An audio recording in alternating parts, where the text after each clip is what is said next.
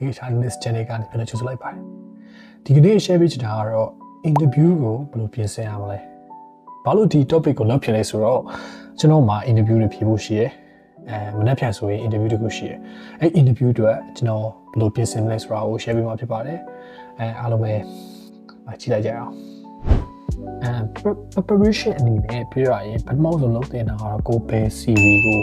ပို့လိုက်လေပေါ့နော်ကျွန်တော်အမြဲတမ်းပြောတယ် CV ကဒီ customize CV ကိုသုံးတင်တယ်အဲ့ဒီတော့ကိုက CV မှာကိုပါတွေရေးထားလဲဘယ်လိုရေးထားလဲကိုသိဖို့လိုတယ်။ဘာဖြစ်လို့လဲဆိုတော့ဒီ interviewer တွေကအဲ့ CV ကိုကြည့်ပြီးတော့ဟိုပြန်မေးမှာဖြစ်တဲ့အတွက်နော်နောက်တစ်ခုကကြတော့ကိုကဒီ JD တွေအကုန်မှတ်မိနေဖို့လိုတယ်။အဲ့တော့ကျွန်တော်ဘာလုပ်လဲဆိုတော့အမြဲတမ်းကျွန်တော်လုပ်တာတော့ကျွန်တော် LinkedIn ကိုသွားတယ်။ကျွန်တော်များသောအားဖြင့်ကျွန်တော်အလုပ်တွေကို LinkedIn က shop ဖြစ်တယ်။အဲ့တော့ LinkedIn ကိုသွားတယ်။ထားတော့ကျွန်တော် LinkedIn မှာပေါ့နော်အဲ့ဒီ link လေးတွေ save ထားပါတော့အရင်တော့ကျွန်တော်ဒီ Excel file တစ်ခုလုပ်ပြီးတော့ကို save ထားတဲ့ CV ကိုရှောက်ထားတဲ့အလုပ် CV linking အကုန်လုံးပေါ့နော်အဲ့မှာ link လေးနဲ့ထားအဲ့တော့ကိုက click လိုက်ပြီးတော့ねဒီ JD တွေပါဆိုတော့သွားကြည့်လို့ရတယ်ဒါပေမဲ့အခုကတော့ဒီ example ဆိုတော့ကျွန်တော်ဒီ linking နဲ့ပဲပြမယ်ထားပါတော့ linking မှာကိုကဒီလိုမျိုးဒီ analytic insight ပေါ့ဒါလေးပဲဒါပါတော့ကျွန်တော်ဒီလောက်ရှောက်ထားတယ်ပဲဆိုပါတော့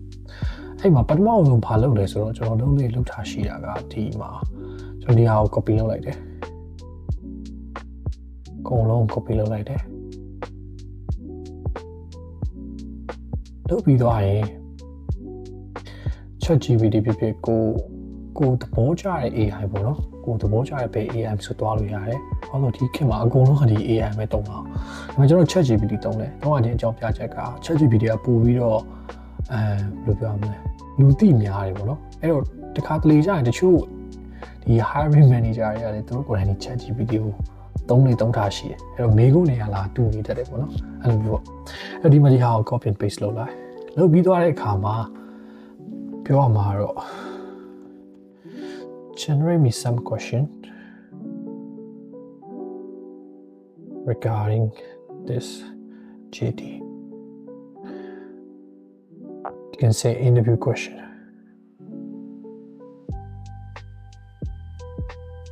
အဲ့ချလိုက်အဲ့လိုရိုက်လိုက်တဲ့ခါကျရင် ChatGPT ကသူကဒီဖြစ်နိုင်တယ်ပေါ့နော်ဒီ possible ဟွာတွေကိုလာပြီးတော့ example တွေကိုထုတ်ပြလိုက်မယ်အဲ့ possible example တွေအပြင်ကိုကပို့ပြီးတော့ဒီလိုထိထိရောက်ရောက်ဖြစ်ချင်တယ်ဆိုရင်ဘယ်လိုလုပ်ရမလဲအဲ့လိုမျိုးဆိုရင်ဘယ်လိုလုပ်ရမလဲဆိုတော့ကိုယ့်ရဲ့ဒီလုပ်ရမယ့်ဟာတော့ဒီမှာပေါ့နော်ကိုယ့်ရဲ့ CV ကို upload လုပ်လိုက်ကြိုတင် CV ပေါ့ဒီ CV လေးသုံးလိုက်မယ် according to my CV prepare me for answer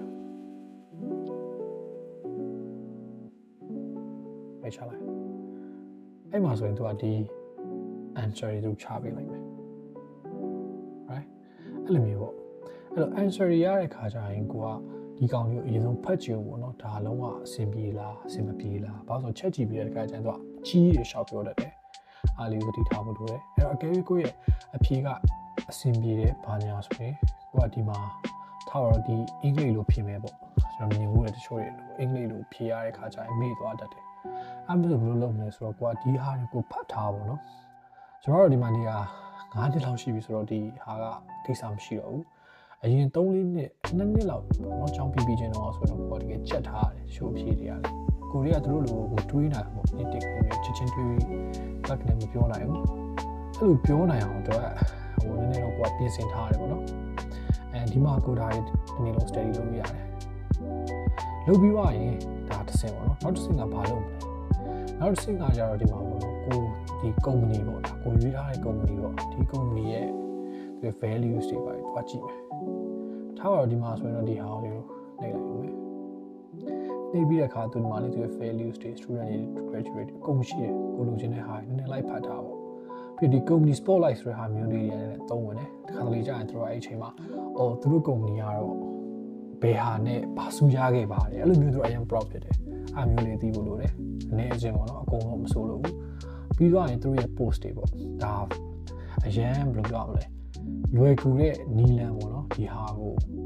ဘယ်လိုပြောရလဲ company ရဲ့ history ကိုသိချင်တဲ့အခါကျရင်ဒါအရန်လွယ်ကူတဲ့နည်းလမ်းပေါ့နော်သူတို့ရဲ့ post တွေမှာကြည့်လိုက်သူတို့လုပ်ထားတဲ့ဟာတွေ current achievement တွေပုံတင်ထားတယ်တော်တော်များများလေ company အကြီးတွေက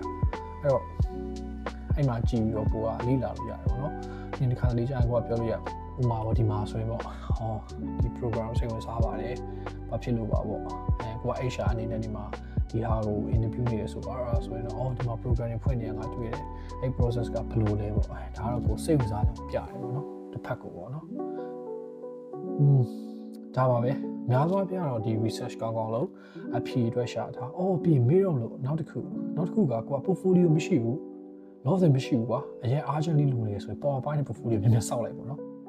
ဒီ screenshot ရိုက်ပြီးတော့ explanation တွေပေါ့စာရီအများကြီးမရေးနဲ့ပုံနေ